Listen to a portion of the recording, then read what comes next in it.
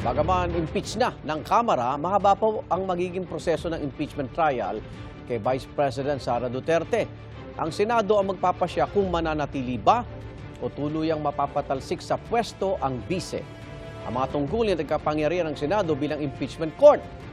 Sa UB Explainer. The impeachment complaint against Vice President Sara Z. Duterte. Is there any objection? The chair hears none. The motion is approved. Inimpeach na ng Kamara si Vice President Sara Duterte kahapon. 215 kongresista ang pumabor sa ika-4 na impeachment complaint na inihain laban sa bise.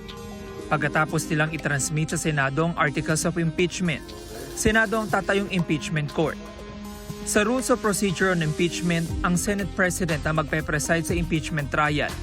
Siya at iba pang senador ang magsisilbing judge sa kaso. Kailangan nilang maging politically neutral at hindi dapat makaapekto sa kanilang boto ang ugnayan nila sa bise. Tuloy-tuloy ang paglilitis ng impeachment court, maliban na lang kung weekends o holiday. Pero dahil nag-adjourn na ang Kongreso kahapon para bigyang daan ng eleksyon 2025, pwedeng magtakda ang Senado ng ibang oras para i-convene o tipunin ng impeachment court. Bilang impeachment court, may kapangyarihan din ng Senado na magpatawag ng mga witness at parusahan ng sino mang manggugulo o hindi susunod. 2/3 o 16 na boto ang kailangan para tuluyang mahatulan ng bise.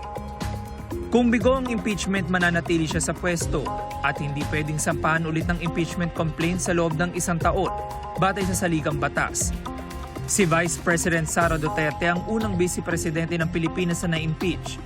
Dati na niyang sinabi na handa siyang harapin ang mga paratang sa kanya. Ito ang unang balita. James Agustin para sa GMA Integrated News. Igan, mauna ka sa mga balita, mag-subscribe na sa GMA Integrated News sa YouTube para sa iba't ibang ulat sa ating bansa.